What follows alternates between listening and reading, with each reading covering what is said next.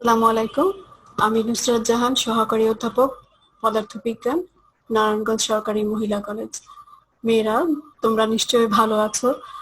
আহ, আশা করছি তোমরা পরীক্ষা খুব ভালোভাবে দিয়েছো। এতদিন তোমাদের বার্ষিক পরীক্ষা চলছিল বলে আমি তোমাদের ক্লাসটি অফ রেখেছি, যেন তোমরা পরীক্ষার জন্য ভালো প্রিপারেশন নিতে পারো। তো আমাদের পরীক্ষা শেষ, এখন আমরা আবার আমাদের রেগুলার ক্লাসে ফিরে এসেছি।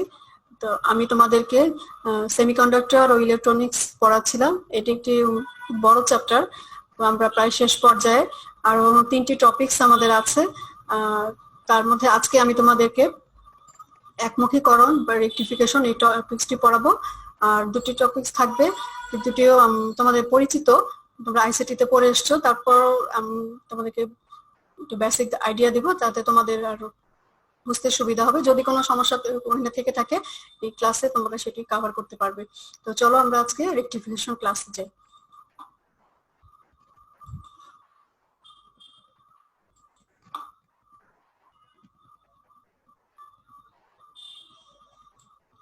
আচ্ছা, রেকটিফিকেশন বা একমুখীকরণ শব্দের অর্থ হচ্ছে সংশোধন করা।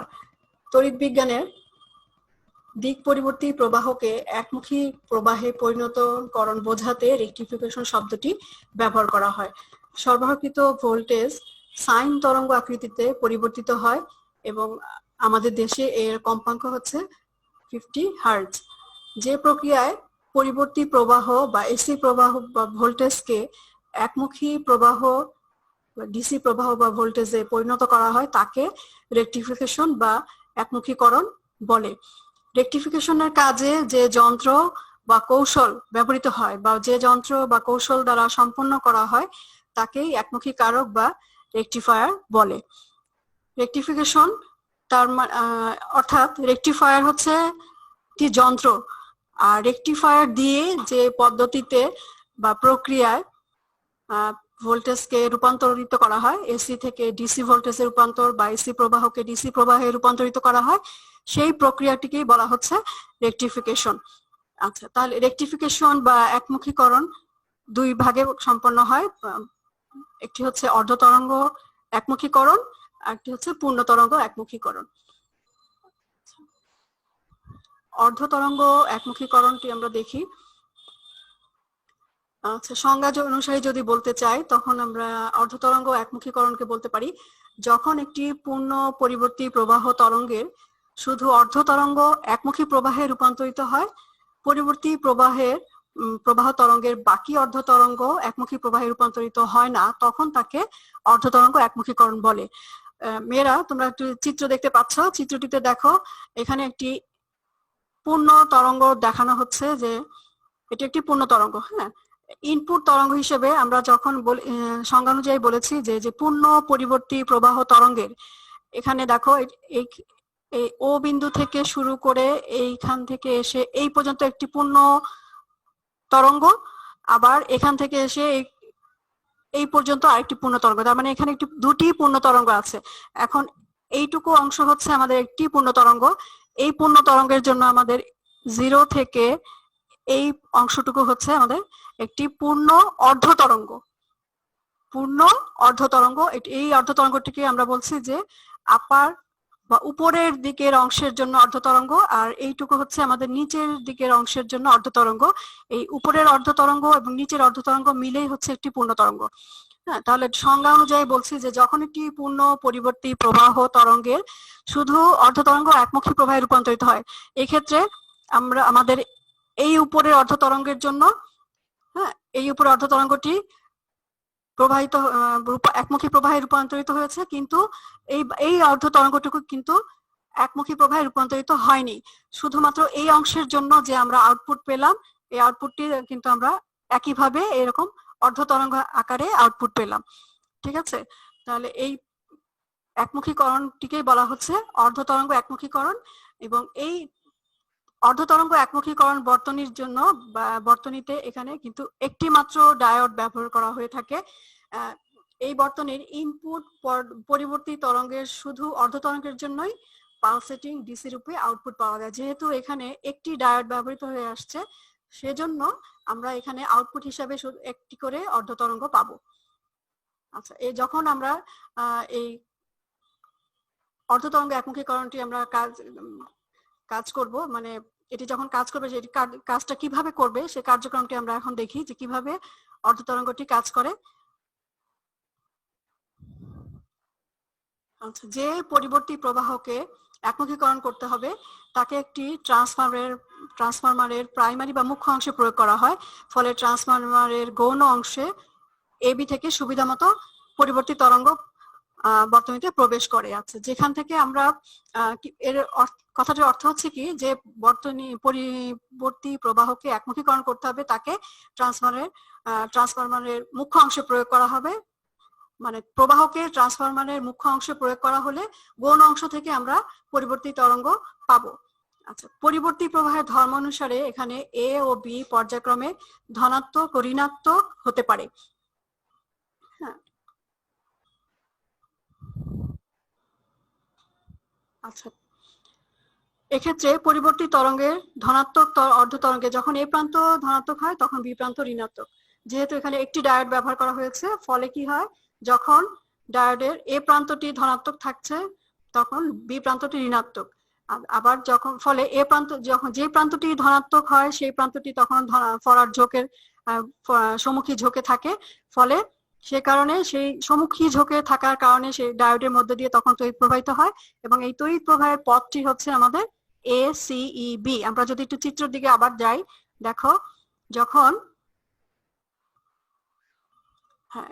এ প্রান্তটি ধনাত্মক তখন ডায়োড ডি কাজ করছে। হ্যাঁ, ধনাত্মক হওয়ার ফলে তড়িৎ প্রবাহ হচ্ছে ডায়োড দিয়ে তখন তড়িৎ প্রবাহিত হচ্ছে। এই তড়িৎ প্রবাহ ফরওয়ার্ড বায়াসিং ডায়োড থাকছে ডায়োডটি, তখন A D C E B এই পথে তড়িৎ প্রবাহিত হচ্ছে। আচ্ছা, যখন আবার ডায়োডটি এ প্রান্তটি ঋণাত্মক হয়ে যায় তখন বি প্রান্তটি ধনাত্মক, তখন কিন্তু আবার ডায়োডের মধ্যে দিয়ে কোনো তড়িৎ প্রবাহিত হয় না, ফলে আমরা কোনো আউটপুট পাই না। যেহেতু এখানে একটি ডায়োড আছে, যখন ডায়োডটি ফরওয়ার্ড বায়াসে থাকবে তখনই কিন্তু আমরা প্রবাহ পাবো এবং আউটপুট পাবো। আর যখন ডায়োডটি রিভার্স বায়াস অবস্থায় থাকে তখন কিন্তু আমরা কোনো তড়িৎ প্রবাহ পাবো না, যার ফলে আমরা কোনো আউটপুটও পাবো না। আচ্ছা, তাহলে এভাবে কি হয়, প্রক্রিয়াটি বারবার সম্পাদিত হতে থাকলে ইনপুট সংকেতের কেবল অর্ধ চক্রের বা হাফ সাইকেলের জন্যই লোড রেজিস্ট্যান্সের দুই প্রান্ত থেকে পালসেটিং ডিসি রূপে আউটপুট পাওয়া যাবে। আচ্ছা, এটি হচ্ছে আমাদের পূর্ণ অর্ধ তরঙ্গের জন্য একমুখীকরণ প্রক্রিয়া কিভাবে ডায়োডের সাহায্যে সম্পাদিত হয়। আচ্ছা, এখানে আশা করছি তোমরা বুঝতে পারছো।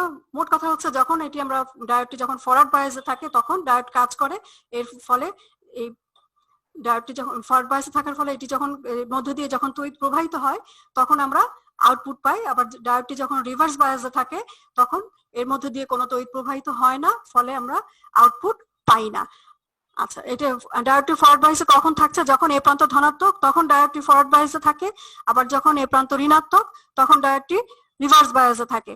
ফলে কি হয়, রিভার্স বায়াসের জন্য এর মধ্যে দিয়ে তড়িৎ প্রবাহিত হয় না, ফরওয়ার্ড বায়াস থাকলে এর মধ্যে দিয়ে তড়িৎ প্রবাহিত হয়। ফলে আমরা তড়িৎ প্রবাহের ফলেই কিন্তু আমরা আউটপুটটাই পেতে পারি।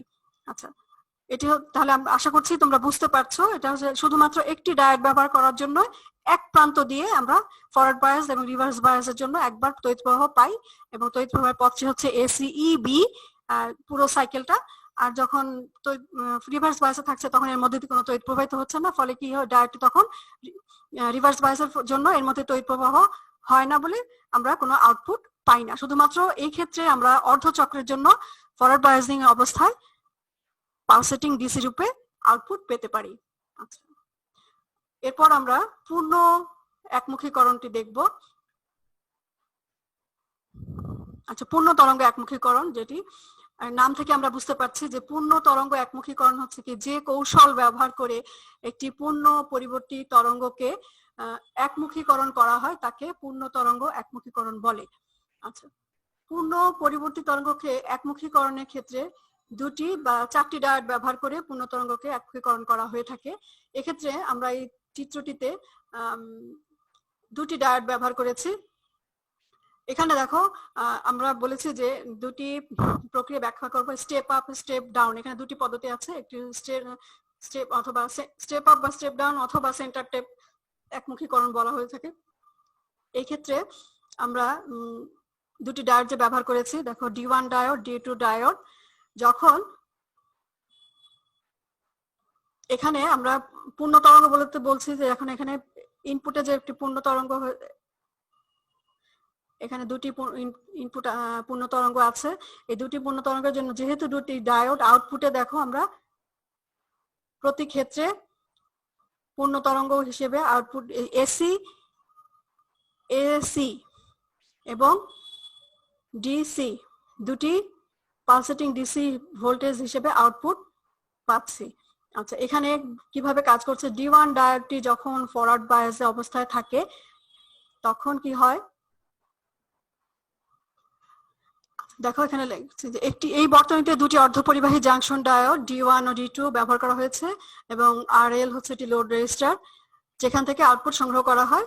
চিত্রে VI হচ্ছে ইনপুট পরিবর্তী সংকেত এবং V0 হচ্ছে আউটপুট পালসেটিং ডিসি। আচ্ছা, এইভাবে কিভাবে কাজ করছে, যে পরিবর্তী প্রবাহকে একমুখী করতে হবে তাকে একটি সেন্টার টেপ ট্রান্সফরমারের প্রাইমারি বা মুখ্য অংশে প্রয়োগ করা হয়। পরিবর্তী প্রবাহের ধর্মানুসারে কি হয়, যখন এ এবং বি পর্যায়ক্রমে ধনাত্মক ঋণাত্মক থাকবে তখন পরিবর্তী প্রবাহের অর্ধচক্রের জন্য এ প্রান্ত ধনাত্মক, আবার যখন এ প্রান্ত ধনাত্মক তখন বি প্রান্ত ঋণাত্মক থাকবে। ফলে সম্মুখী ঝোঁকের কারণে D1 ডায়োড কাজ করবে এবং বিপরীত ঝোঁকের জন্য ছিল যখন ঋণাত্মক ছিল তখন বি প্রান্তের মধ্যে কোনো প্রবাহ হয়নি। এখানে দেখো এ প্রান্ত ধনাত্মক, বি প্রান্ত ঋণাত্মক, সম্মুখী ঝোঁকের কারণে D1 ডায়োড কাজ করছে। একই সাথে কিন্তু D2 ডায়োড তখন বিপরীতমুখী ঝোঁকের জন্য থাকে। যখন D1 ডায়োড সম্মুখী ঝোঁকে থাকে তখন D2 ডায়োডটি বিপরীতমুখী ঝোঁক থাকে। আবার যখন D1 ডায়োডটি বিপরীত ঝোঁকে থাকে তখন D2 ডায়োডটি সম্মুখী ঝোঁকে থাকে। মূল কথা হচ্ছে যখন সম্মুখী ঝোঁকে থাকবে তখন ডায়োডের মধ্যে দিয়ে তড়িৎ প্রবাহিত হবে, যখন বিপরীত ঝোঁক থাকবে তখন ডায়োডের মধ্যে তড়িৎ প্রবাহিত হবে না। আচ্ছা, যখন এখানে আমরা চিত্র দেখি D1 ডায়োডের মধ্যে দিয়ে যখন তড়িৎ প্রবাহিত হতে তখন তড়িৎ প্রবাহের পথ হচ্ছে আমাদের কি A D1 C E F D। পুরো পথটি হলো দেখো D1 ডায়োডের মধ্যে D1 যখন সম্মুখী ঝোঁক আছে তখন D2 বিমুখী ঝোঁকে, ফলে D1 মধ্যে দিয়ে তড়িৎ প্রবাহিত হচ্ছে, D2 এর মধ্যে দিয়ে তড়িৎ প্রবাহিত হচ্ছে না। D1 মধ্যে দিয়ে যখন তড়িৎ প্রবাহিত হয় তখন এই তড়িৎ প্রবাহের সামগ্রিক পথ হচ্ছে A D1 C E F D। হ্যাঁ, এই পথে মোট তড়িৎ প্রবাহিত হচ্ছে, ফলে এই টোটাল পথটি দুইটি ভাগে বিভক্ত। A D1 C E F G equals হচ্ছে আমাদের A D1 C প্লাস এই ডটের মধ্যে এই একটা অংশ, এরপর দেখো এখান থেকে CEFG এটি হতে পারে একটি অংশ, এই দুটি অংশের সম্মিলিত পথই হচ্ছে A D1 CEFG। এটি হচ্ছে D1 ডায়োডের জন্য সম্মুখী অবস্থায় তড়িৎ প্রবাহের সম্মুখ পথ, যখন D2 রিভার্স বায়াস অবস্থায় আছে মানে D2 ডায়োড যখন বন্ধ হচ্ছে এর মধ্যে যখন তড়িৎ প্রবাহিত হচ্ছে না। একইভাবে আর যখন D2 ডায়োড সম্মুখী ঝোঁক আছে তখন কি হয়, ইনপুট সংকেতের পরবর্তী সংকেতের ঋণাত্মক অর্ধচক্রের জন্য D1 ডায়োড তখন ধনাত্মক অর্ধচক্রে ছিল, এখন D ডায়োডটি কি হচ্ছে অর্ধচক্রের এই প্রান্ত তখন যখন ঋণাত্মক, বি প্রান্ত তখন ধনাত্মক। তাহলে সম্মুখী ঝোঁকের কারণে ডি প্রান্ত ধনাত্মক হয়ে যাওয়ার ফলে D2 ডায়োডটি সম্মুখী ঝোঁকে থাকবে। তাহলে D2 ডায়োড যখন সম্মুখী ঝোঁকে আছে তখন কি হচ্ছে A1 ডায়োডটি বিপরীত ঝোঁকে, ফলে কি হচ্ছে D2 ডায়োড কাজ করে কিন্তু D1 ডায়োড কাজ করবে না। এই ক্ষেত্রে তড়িৎ প্রবাহের পথ হবে B D2 CEFD, B2CEFD অর্থাৎ B2C বা CEFG। এই পথটি হচ্ছে B2C বা CEFG এই দুটি পথের সমষ্টি। তাহলে দেখো উভয় ক্ষেত্রে দেখা যাচ্ছে যে তড়িৎ প্রবাহ বর্তনী CEFG পথে একই দিকে প্রবাহিত হচ্ছে। যখন D1 D2 যেই ডায়োড যখন কাজ করছে CEFG এই পথকে কিন্তু তাদের অতিক্রম করতেই হচ্ছে। শুধুমাত্র AD1C যখন অতিক্রম করে তখন B2C অফ থাকে, আবার যখন B2C প্রবাহিত হয় এই পথ প্রবাহিত হয় তখন A1C অফ থাকে। হ্যাঁ, তাহলে ওই ক্ষেত্রে দেখা যাচ্ছে যে কি তড়িৎ প্রবাহ বর্তনী CEFG পথে একদিকে প্রবাহিত হয়। এইভাবে প্রক্রিয়াটি অবিরাম চলতে থাকলে ইনপুট সংকেতের জন্য উভয় অর্ধ তরঙ্গের জন্যই কিন্তু রেজিস্ট্যান্সের দুই প্রান্ত থেকে পালসেটিং ডিসি পে আউটপুট পাওয়া যায়। আশা করছি আমি তোমাদেরকে বুঝতে পেরেছি এবং আমরা চিত্রটা আরেকবার একটু লক্ষ্য করো। পূর্ণ তরঙ্গ একমুখী করণের জন্য তোমরা যে কার্যক্রমগুলি ব্যাখ্যা করলাম তার সাথে সাথে যদি তোমরা চিত্রটি মিলাও, হ্যাঁ, প্রতিটি লাইনের সাথে যে 4টা পয়েন্ট আমি বললাম 4টা পয়েন্ট সাথে সাথে তুমি চিত্রটি একটু মিলাও, পড়ার চেষ্টা করো, তো দেখবা যে এটা তোমার কাছে সহজ হয়েছে, এটি কোনো জটিল বিষয় না। হ্যাঁ, আর এখানে হচ্ছে যে একবার উপরের অর্ধচক্রের জন্য তড়িৎ প্রবাহিত হচ্ছে, তখন নিচের অর্ধচক্রের জন্য কি হচ্ছে তড়িৎ প্রবাহ বন্ধ থাকছে, আবার যখন নিচে অর্ধচক্র তড়িৎ প্রবাহিত হচ্ছে তখন উপর অর্ধচক্রের জন্য তড়িৎ প্রবাহ বন্ধ থাকছে। কিন্তু দুই ক্ষেত্রে তার মানে D1 যেহেতু এখানে দুটি ডায়োড কাজ করছে, দুটি ডায়োড একই সাথে কিন্তু কাজ করে, একটি ডায়োড যখন কাজ করে আর অপর ডায়োড তখন বন্ধ থাকে। হ্যাঁ, এবং এটা সমঝোকের জন্য একটি ডায়োড কাজ করে, বিপরীতের জন্য যখন একটি ঝোঁক সংখ্যা থাকে মানে ডায়োড সমঝোকে থাকে তখন অপর ঝোঁকে অপর ডায়োডটি বিপরীতে থাকে, ফলে একটি সংযোগ জন্য ডায়োড আছে এই ডায়োড কাজ করে আর বিপরীত ঝোঁকে যে ডায়োডটি থাকে সেটি কাজ করে না। এভাবে কি হয়, দুই ডায়োড দিয়ে পর্যায়ক্রমে কিভাবে, কিন্তু এদের পথ কিন্তু একই। আচ্ছা, আশা করি তোমরা বুঝতে পারছো এবং তো একটু প্র্যাকটিস করো, তাহলে নেক্সট ক্লাসে আমরা যদি কোনো সময় থাকে আবার রিভিশন করবো। ধন্যবাদ।